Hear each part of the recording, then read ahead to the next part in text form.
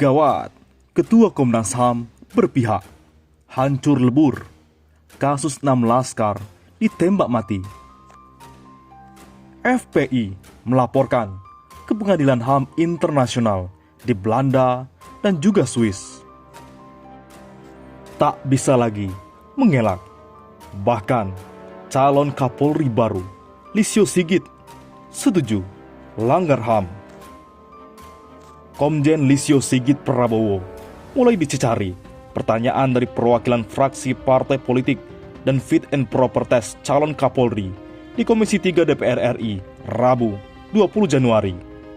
Pantauan dari wartawan Tribun Medan. Mayoritas anggota dewan menyampaikan apresiasi kepada makalah yang ditulis Komjen Listio Sigit Prabowo. Mereka menyebutkan makalah itu adalah karya ilmiah yang nyaris sempurna. Tapi, tiba giliran fraksi PKS bertanya kepada calon Kapolri tunggal, Komjen Listio Sigit Prabowo. Pertanyaan disampaikan oleh Ahmad Dimyati. Dia menilai Komjen Listio Sigit Prabowo adalah sosok yang sempurna. Pernah menjadi Kapolsek, Kapolres, Kapolda, Kadif Propam, dan Kabar Reskrim. Saya, warga Bapak, Banten kondusif saat Komjen Listio jadi Kapolda, ucap Ahmad Dimyati. Tak hanya memuji, Ahmad Dimyati juga mengkritisi Polri terkait penembakan 6 laskar FPI di kilometer 50 dan kekerasan lain yang dicatat oleh buku tahunan Kontras. Kenapa orang yang melanggar prokes harus dibuntuti? Kenapa melanggar prokes sampai membuat 6 nyawa melayang? Tanya Ahmad. Tapi Komjen Listio Sigit Prabowo tidak menjawab secara detail pertanyaan politisi PKS ini. Ia hanya menyebutkan kalau Polri akan mengikuti rekomendasi dari Komnas HAM. Tentunya kami dalam posisi sikap mematuhi dan menindaklanjuti rekomendasi dari Komnas HAM, jawabnya. Tak bisa berkutik, kasus 6 laskar FPI ditembak mati dilaporkan ke Pengadilan HAM di Belanda dan juga di Swiss. Kasus penembakan mati 6 anggota Laskar Front Pembela Islam pada 7 Desember 2020 berbuntut panjang. Teranyar, tim advokasi korban tragedi 7 Desember 2020 yang mengadvokasi kasus penembakan tersebut melaporkan kasus tersebut ke Pengadilan Pidana Internasional atau International Criminal Court (ICC) di Den Haag, Belanda. Laporan itu dibuktikan dengan foto tangkapan layar yang dikirimkan oleh tim advokasi kepada Indozone Selasa malam 19 Januari. Laporan itu dibuat dalam bahasa Inggris dan dikirimkan via surat elektronik email tertanggal 16 Januari 2021. Di dalam laporan itu, selain kasus penembakan 6 anggota Laskar FPI di malam 7 Desember 2020, tim advokasi juga melaporkan tragedi 21-22 Mei 2019 yang menewaskan remaja Harun Al-Rashid 15 tahun dengan luka tembak menembus dada, serta Abdul Aziz yang ditembak di bagian dada kiri. Kami akan terus berjuang untuk mencari keadilan dan memutus mata rantai impunitas atau keadaan tak dapat dipidana dalam skala yang sangat mengerikan di negara ini. Demikian isi laporan tersebut sebagaimana diterjemahkan Indozone. Pada bagian atas tangkapan layar laporan tersebut, diketahui laporan tersebut dilayangkan kepada juru bicara dan Kepala Departemen Luar Negeri ICC, Fadi El Abdallah, melalui email. Kami akan menyediakan informasi mengenai pelanggaran HAM kepada komunitas HAM internasional, karena itu menunjukkan bahwa sistem legal di Indonesia tidak memiliki kemauan dan tidak bisa untuk memutus mata rantai pelanggaran HAM di Indonesia yang pelakunya saat ini masih berkeliaran. Tak cuma ICC Den Haag, pihaknya juga melayangkan laporan ke Komite Against Torture, KAT, di Jenewa, Swiss.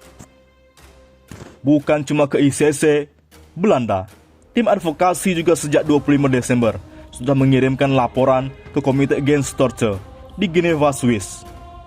Indonesia terkait dalam konvensi anti penyiksaan yang sudah diratifikasi melalui Undang-Undang Nomor 5 tahun 1998. Hal ini terjadi karena hancur lebur Ketua Komnas HAM menjadi juru bicara polisi.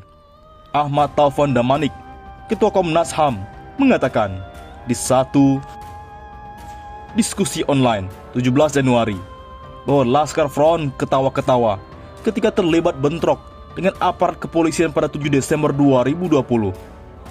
Lebih sinis lagi, Taufan menilai para pengawal Habib Rizik Syihab itu menikmati pergulatan. Ini betul-betul hancur lebur. Posisi Ketua Komnas HAM berubah menjadi juru bicara polisi. Pernyataan seperti ini seharusnya diucapkan Irjen Argo Yuwono atau jubir Polri lainnya.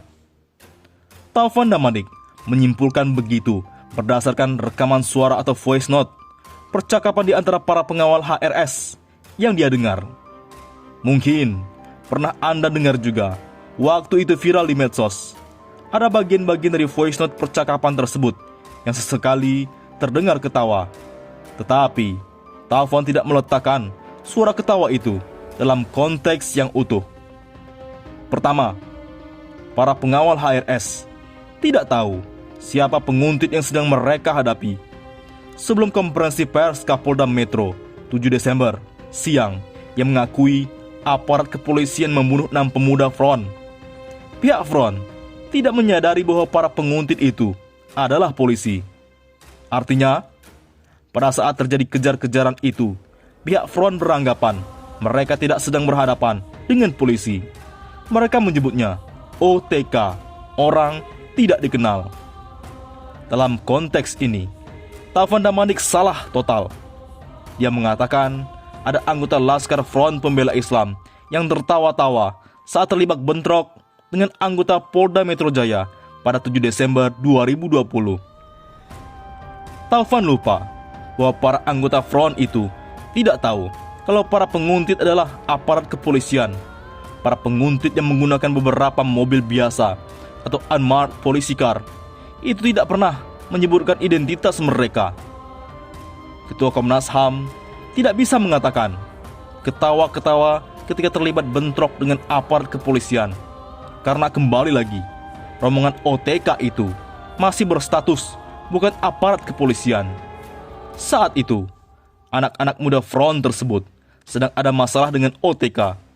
Jadi mereka menduga para penguntit adalah preman-preman yang berniat melakukan kejahatan.